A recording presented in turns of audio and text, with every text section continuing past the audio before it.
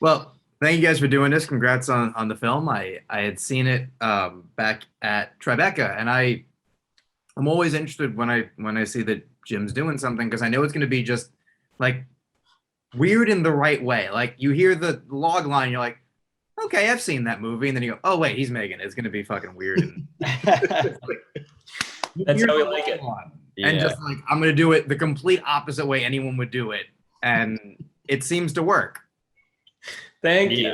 Thank you. It's an Well, honor. That is such an honor to hear. It's the best review we've gotten so far. I mean, listen, I found you because I'm a Springsteen fan. I was like, wait, Thunder Road, the fuck is that? Oh, it is what I think it is.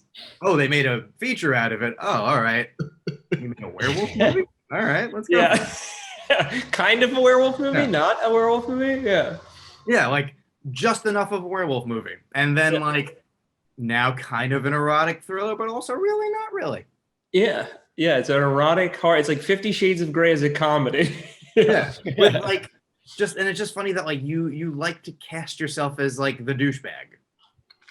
Even Halloween Kills, they made you like the guy who's like, oh, I got this, don't worry. Michael, I got it, don't worry. It's important because it gives power back to the audiences. I feel like most audiences feel so beaten down that like if you can make yourself look bad, if you can kind of humiliate yourself, the audience is like, oh, thank God I'm not like that. And look at how much smarter I am than that dude. And that's a really wonderful thing. Yeah, no, of course. When you guys like decide there's a project happening, like what is the spark of I want to make one of these movies? Because it does seem like it starts with a very basic idea, and then how can we make it as unusual as possible to suit, like interests that are not basic. Yeah, it's actually, yeah, nobody's asked us that. It's weird. It's like movies have to go through so many different filters and siphons before they ever end up really becoming screenplays for us. For like PJ and I will have, I've known him for 16 years. We've had thousands of ideas of like what would be a funny short or feature. But really the ones that continue to make us laugh or shock us or yeah, I guess it's just comedy to us. It's the stuff that like we're like, yes, we have to do that. That will be impressive to audiences if we do that. It's always just those. So like with this one, it was something that we knew would be important for the assistant culture in Hollywood and kind of anti the power dynamics that people struggle in for years of their lives, decades of their lives. And to also bring comedy to those audiences, we knew it would make people laugh. And so that's why eventually this became one of the ones that we just had to do. Yeah, I think it always starts with like a pretty like kind of serious stakes of a like world that we build, and then finding the comedy in between, like with the funny characters and everything dropped into very serious high stakes. And I think when we find like a story that merges those well about a topic we care about that we can really expand on, that's the one we're kind of like, yeah, I think we need to focus more on this and flush this out. Yeah. Then it snowballs from there. Yeah, and everyone is in on the premise, which I think is harder than it seems. I think it'd be very easy to cast these movies and have a mix of people who are winking at the screen and take it very seriously, and then you wouldn't really know as the audience where to look, for lack of a better word. Like everyone is making the same movie, and that's an underrated quality. Yeah, it's funny. Like the majority of our filmmaking has to be that forensic because the tone is complicated. Like because we write the script and most people, when they read it off the page, it doesn't come across as funny. It's just like a weird scene. And so it takes us doing it as a podcast first to really get the tone for people that, the cast and crew and people. So we'll send it out to the producers. They send the podcast out to everybody along with the scripts.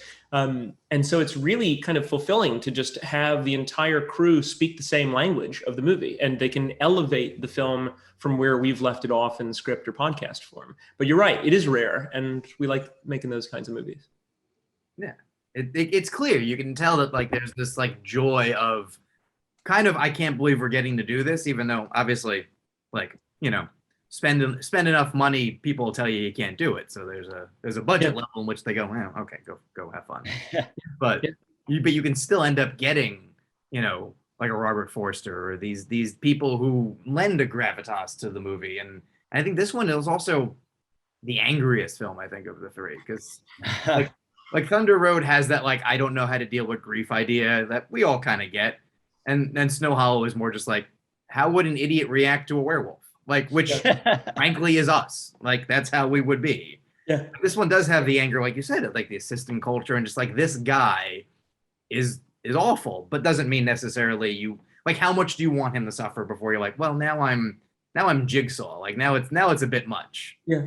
Yeah. We found that to be really important. I mean, obviously, first off, it's a comedy, but like this is a real world that many people, particularly women, have to suffer through for decades of their lives. And it's happening right now. And it has for the last 20 years. And it's the first time really that I was thinking about it. Like there aren't really many movies that come out that are insulting or laughing at these people who are higher up in the power dynamic in Hollywood. Like people always say, oh, American Psycho, and that's an interesting one, but it really, that's kind of the only movie where they make people in suits look bad. Otherwise it's like Entourage and like trying to make people seem cool. And I don't know, it's a very frightening and real job that these people have to live in and deal with these people. Like most of this character is based on research of an amalgamation of 1,000 different people who are agents or assistants or whatever. And so it was really important to us to actually, give back, to kind of punch up in a way that I know many of these assistants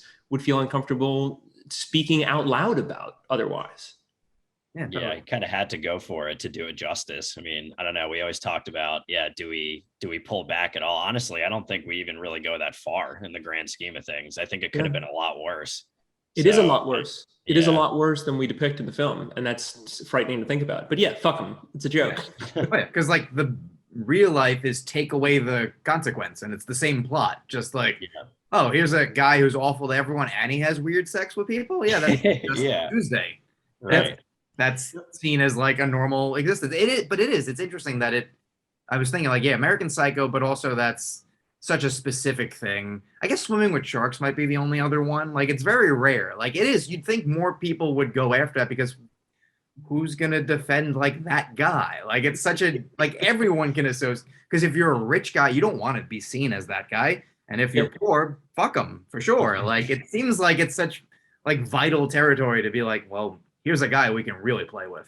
Yeah, there's more of us than there are of them. And it's like, yeah, you can. And the other thing is, it's crazy that you can't even make jokes about it. Like, it's not like we're not making a documentary about it. That would be more frightening. But there are people who are like, I don't know, can you do this? And it's like, yeah, it's a comedy. That's our job. A comedian's job is to make fun of the king, of the emperor, long enough that they don't get their heads cut off, and like pull some punches so they don't get harmed. But really, yeah, it's odd to think that our brains are constructed in such a way because of the power dynamics that they've set up that you can't make jokes about them even. It's really stupid. Yeah, which is weird because most of the time, unless you're the worst of the worst, it's almost a badge of honor to get made fun of. Like you like it. Like I've encountered more than my fair share of like during the award season. Oh, do you want to talk to this person or that person? You do, and they're going to forget about you in 30 seconds because they're doing this 1,000 times. So I usually just make a joke mildly at their expense, and they always laugh. They always seem to like it because nobody talks to them like a person. Yep. Was it impersonation is the highest form of flattery? Isn't that? Yeah, I'm like Daniel Craig. I told him my dad loves Bond but doesn't really watch his movies. Why do you think that is? And he thought it was the funniest thing in the world because everybody goes, "I love you and you're the best." And yeah, for 5 seconds he was like, "Oh, I'm just Dan now. This is great." Yeah, that's wonderful. That's wonderful. That's how you have to do it. Yeah, it's all bullshit. Yeah, that's how you have to do it. Yeah. Well, that's the fun of, I think, also you guys. You get to do it on a level where nobody is telling you like, well, you're gonna upset so and so because who gave you the money? It's people who are at a level where they're like, we want to be making movies and like, yeah, try not to lose us any money if you can help it. Yeah, exactly. And we haven't, the movie cost very little money and then we raised it from the internet. It was just like funny people who like got the jokes on the internet that like, chipped in to help us make this movie. And yeah, like, I don't think we'll get into too much trouble, not just because of that, where like people appreciate a good joke. Laughter is the mind sneezing. Like if you can make a good joke, you win over the crowd. It doesn't matter what the joke is. But yeah, no, I don't think anybody's going to be pissed off that we made fun of Harvey Weinstein publicly. Yeah, it's going to be a lot of people laughing like, oh, you guys, you crazy kids, and like, oh, I totally know people like that. That's not me, but I totally, that's really funny. But I mean, I don't know. I mean, the fact that it's this crazy narrative that we built around it, I think like it's just a fun movie. So I don't know. It's just a joke. It's okay. You don't have to get offended. For sure. And if they do, who cares? Yeah, I know. So as we sort of wrap up, like, when you guys think of all these ideas and try to figure out like, is there a movie there? And like you said, does it work as a podcast? What does it work as? And does it expand? Like, do you have ideas that you know are at a level that like there's more people who have to say yes to, and it's just how are we going to figure out how to do that? Yeah, there's one that we're doing that's set. It's a Victorian horror movie, buddy romance comedy.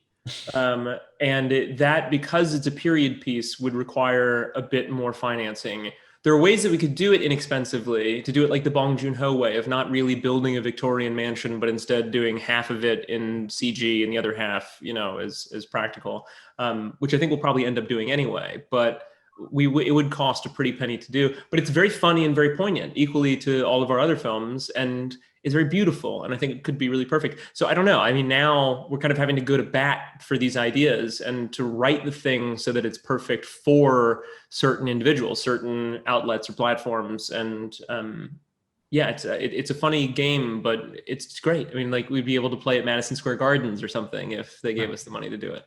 Right. Here's hoping, because like that's the thing. I think nobody is doing the things that you guys are doing, and that's. I think even if someone doesn't like it, like there's something to be said for. I haven't seen that before. Like, because there's, like, I see 300 movies a year. I would say like a solid third of them I've definitely seen before, and like a solid third I've mostly seen before, and then the rest, the ones that whether you love or hate, you're like, well, that's different. And I would always rather see different. Like, we're talking a couple days before Eternals comes out, and whether you love it or hate it, it is different. And like, there's something to be said for like that looks different, and maybe it's boring to you, but like the idea of like, I haven't seen this movie before, and you guys are the kings of that at the moment. Of like, I thought this was going to be X, but it's Y, and I would say like most people go, it's better because it's Y. But even if some people are like, well, fuck, I wanted a werewolf movie, or I wanted like an erotic thriller, you don't regret the time you spent. It's still like, oh, well, that was interesting. I'm really glad to hear you say that. That's great. That's my favorite thing to hear. Doing the marketing for the werewolf movie, we were leaning entirely into it being a werewolf movie for the trailer, and like a serious horror movie. And then afterwards, when the movie came out, people were like, it's a really great thriller, but it's also very funny. It's like they were kind of like telling people to see the film because of the humor rather than anything else. And I'm really glad we didn't lead into like, oh, it's going to be funny. And like, if you can make something that seems like it's this like engine of a detective story or a thriller, but then it's also making better jokes than comedies that are coming out right now, people end up falling in love with it in a way that I think is a bit unprecedented. It's our favorite kind of way to make a movie, and it's been working for us. Surprising people, tricking them into something else, and then they're pleasantly surprised. That's a fun thing to do. That's right. Yeah. Exactly. Well, I think you guys are doing a great job, and I hope you keep it up, because I look forward to it. Like, honestly, that was part of the fun of this, was like, oh shit, they made this type of movie, because wouldn't have guessed it, but now I'm even more curious. And also, it's like at a virtual film festival where I was literally at my girlfriend's like farmhouse thing in the middle of nowhere, going like, I got nothing else to do, I'm gonna watch that. Oh, I got one to be excited about now, because you're surrounded sometimes by movies, you're like, I feel obligated to watch this, and maybe it's good, but I know I'm supposed to watch this. This one's just for me. Yep. Good. We'll make movies for people like you, for cinephiles. It's important to do that. Something that's actually impressive. I'm glad that we have that reputation. Oh yeah, for sure. Well, keep up the good work. I don't want to take up any more of your time, but this was fun, and I like I said, I'm eager to see what comes next, because it's never boring, and I always am just like, guys, it would be weird just to hang out and give it in your brain. There's some weird shit going on there, and I love it. Yeah. Thank you, man. Thank you so much. That means a lot. Yeah, awesome. I appreciate it, man. Thank you. For sure. My pleasure.